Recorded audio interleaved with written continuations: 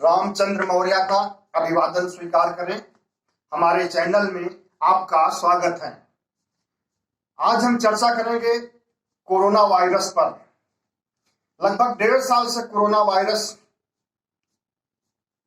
का हमला जरूर कुछ कम हुआ है, आंकड़े कम आ रहे हैं, लेकिन अभी खत्म नहीं हुए हैं। आज का अपडेट है 32,923 मामले आ जाए हैं और 282 मौतें हुई हैं देश भर में। तो कोरोना से अभी सावधान रहने की जरूरत नहीं है, लापरवाही बिल्कुल नहीं होनी चाहिए और खुद भी बचें और लोगों को भी बचाएं। मास्क निरंतर लगाएं बाहर निकलने पर और सामाजिक दूरी भी बनाए रखें ताकि कोरोना फिर से पैर न पसार सके। वैसे एक बड़ी आशंका थी कि कोरोना की तीसरी लहर सितंबर में आने वाली है और ये आशंका बड़े अध्ययन से बड़े बड़े संस्थानों ने घोषणा की थी, डॉक्टरों ने की थी, विशेषज्ञों ने की थी। लेकिन सौभाग्य की बात है कि वो घोषणा धरी की धरी रह गई और कोरोना की तीसरी लहर फिलहाल अभी तक नहीं आई है। राष्ट्रीय आपदा प्रबंधन अथॉरिटी NDMA ने अगस्त के अंतिम सप्ताह में ही घोषणा कर दी थी कि कोरोना की तीसरी लहर सितंबर में आएगी और दूसरी लहर से भी ज्यादा कहर बरपेगी, लेकिन ऐसा नहीं हुआ। ये बहुत अच्छी बात है। बाकी कई अन्य शोधकर्ताओं ने, डॉक्टरों ने, विशेषज्ञों ने भी आशंका जाहिर की थी। फिलहाल आज 23 सितंबर है और 23 सितंबर तक अभी तक तीसरी लहर का कहीं अता पता नहीं है और नहीं होना भी नहीं चाहिए। जहां तक कोरोना से संबंधित नई जानकारी है वो ये है कि 30 जून को सुप्रीम कोर्ट ने भारत सरकार को आदेश दिया था कि कोरोना से मृतक हुए परिवारों को मुआवजा दिया जाए और इसके लिए बाकायदा हलफनामा जारी करते हुए सुप्रीम कोर्ट में हलफनामा जारी करते हुए ये आश्वस्त किया जाए कि हाँ, मृतकों के परिवारों को सहायता दी जा रही है या दी जाएगी। 30 जून के बाद कल 22 तारीख को भारत सरकार ने सुप्रीम कोर्ट में हलफनामा पेश किया और कहा कि हम प्रत्येक मृतक के परिवार को 50-50 हजार रुपए देंगे। हलफनामा दायर करने के बाद जो राशि बताई गई वो राशि जरूरतमंद लोगों की आवश्यकताओं से बहुत कम है। अगर ये 1 लाख होती तब भी कुछ सहूलियत मिल सकती थी, लेकिन इतनी कम राशि में कैसे कोई रहन सहन अपने स्तर को सही कर पाएगा और मृतक की कमी को पूरी कर पाएगा, अपने परिवार का भरण पोषण कर पाएगा, कह पाना मुश्किल है। लेकिन सरकार ने ध्यान दिया, कुछ तो किया और कुछ करने जा रही है, यही एक बहुत बड़ी बात है। लेकिन आशंका इस बात की है कि कहीं 15 लाख की तरह यह भी एक जुमला न रह जाए, क्योंकि मृतकों की संख्या बहुत है, लाखों हैं। सरकारी आंकड़े तो 4 लाख, 4.5 लाख, 5 लाख से ज्यादा नहीं बताते हैं, लेकिन हकीकत में जो मौतें हुई हैं उनकी संख्या बहुत ज्यादा है।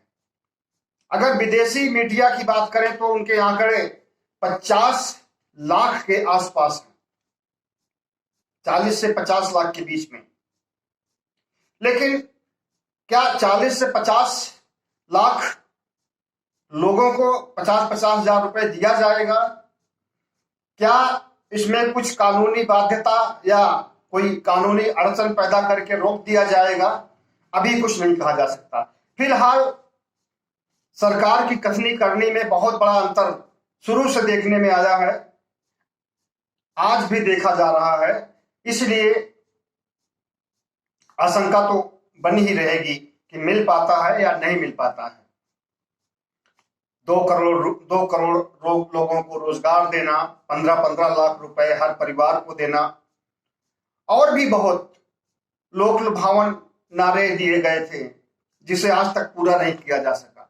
लेकिन अब सुप्रीम कोर्ट में अगर हलफनामे के साथ सरकार कह रही है तो उम्मीद की जाती है कि अपनी कथनी और करनी के आधार पर पीड़ितों की मदद करेगी। पीड़ितों की मदद अब तक तो हो जानी चाहिए थी। ये मौतें मार्च अप्रैल मई में हुई थी और तब से कितने 3-4 महीने बीत चुके हैं। अब तक तो सहायता राशि पहुंच जानी चाहिए थी, लेकिन नहीं पहुंची। देर आयत दुरुस्त आयत, ठीक है, अभी भी अगर सबको मिल जाता है तो अच्छी बात है। ये राशि आपदा प्रबंधन अथॉरिटी, राष्ट्रीय आपदा प्रबंधन अथॉरिटी NDMA देगा, जिसके कि पूरे देश में हर राज्यों में एक ब्रांच है। और राष्ट्रीय आपदा प्रबंधन कोष से ये पैसा दिया जाएगा। इसमें अप्लाई करने के लिए आपको जरूरतमंद लोगों को, जिनके यहाँ मौतें हुई हैं, अपने DM कार्यालय, अपने कचहरी में DM, जिलाधीश, जिलाधिकारी के दफ्तर से भी कर सकते हैं और NDMA के लोकल ऑफिस से भी कर सकते हैं। ज्यादा अच्छा होगा कि DM ऑफिस जाएं और वहां से फॉर्म लेकर के फिलअप करें और मृतक से संबंधित प्रमाण पत्र अगर बना हुआ है तो बनवा लें, और नहीं बना है तो बनवा लें, और बना हुआ है तो उसको सबमिट करें। उसमें हो सकता है कि अन्य कागजात भी मांगे जाएं। अन्य कागजात में क्या होगा कि मृतक का आधार कार्ड, अपना आधार कार्ड और डेथ समरी होती है, जो कि अगर उपचार होता रहता है उसका, मरीज का, और इस बीच वो मर जाता है तो शुरू से आखिरी तक कितना उसका उपचार किया गया, किस डॉक्टर ने क्या क्या दवा दी है, और कब उसको वेंटिलेटर दिया गया, कब उसको ICU में डाला गया, सब पूरा इसका डिटेल होता है डेथ समरी में। हो सकता है कि डेथ समरी की भी मांग की जाए, तो डेथ समरी बनवाने के लिए जिस अस्पताल में मृतक की मौत हुई है वहां पर जाएं और उनसे डेथ समरी की मांग करें। और अगर अस्पताल से बाहर घर में या रास्ते में मौत हुई है तो भी जिले के सरकारी अस्पताल में जाएं और डेथ सर्टिफिकेट बनवाएं। और डेथ समरी तो बन नहीं सकती है, लेकिन डेंगू से मौत हुई है इसको साबित करने के लिए कोई पुख्ता सबूत होना चाहिए, क्योंकि सामान्य मौतें तो रोज होती रहती हैं। सरकार कहेगी कि सामान्य मौतों के लिए हम क्या दें, तो उसके लिए पहले से तैयारी कर लेनी चाहिए आपको और सारे डॉक्यूमेंट इकट्ठा करके तब अप्लाई करना चाहिए। अभी हमारे देश में पढ़े लिखे लोग बहुत कम हैं, और जो हैं वो तो सारी फॉर्मेलिटी पूरी कर सकते हैं, लेकिन गांव में जिस बड़े पैमाने पर कोरोना से मौतें हुई हैं, गांव के लोग कचहरी, अदालत, DM ऑफिस यहां जा करके फॉर्म भरे या डेथ सर्टिफिकेट बनवाए, उनके लिए मुश्किल काम है। इसलिए सरकार को चाहिए कि तहसील स्तर पर या ब्लॉक स्तर पर भी सुविधाएं उपलब्ध की जाए डेथ सर्टिफिकेट बनाने की और दूसरे डॉक्यूमेंट्स जमा करने की। इससे गांव के लोगों को सहूलियत होगी, उन्हें शहर की तरफ नहीं भागना पड़ेगा और समय से फॉर्म में फिलअप कर देंगे। फॉर्म जमा करने के 30 दिन बाद आपके अकाउंट में पैसे ट्रांसफर किए जाएंगे राष्ट्रीय आपदा प्रबंधन कोष के द्वारा। तो ये नई बातें हैं, मतलब नई बात उभर करके आई है और इसकी जानकारी और भी प्राप्त कर सकते हैं अखबारों से या लोगों से। कोरोना अपडेट यह है कि 20 करोड़ लोगों को दोनों खुराक मिल चुकी है। ये सरकार ने कल बात बताई थी, आज के अखबारों में हर जगह छपा हुआ है। 20 करोड़ लोगों को खुराक दी गई है, लेकिन अभी हमारे देश की संख्या 130 करोड़ है। 130 करोड़ में 20 करोड़ लोगों को टीका लगाया गया है, तो अभी तो 110 करोड़ लोग बाकी हैं और ये 130 करोड़ का आंकड़ा 10 साल पहले का है, 2011 का है। अब तो हो सकता है कि 140 करोड़ 145 करोड़ देश की जनसंख्या हो गई हो।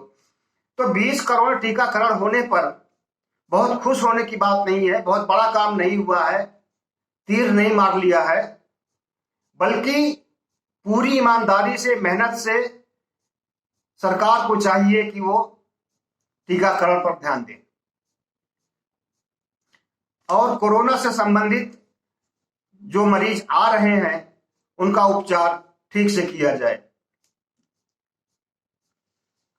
फिलहाल इस वीडियो को यहीं खत्म कर रहे हैं।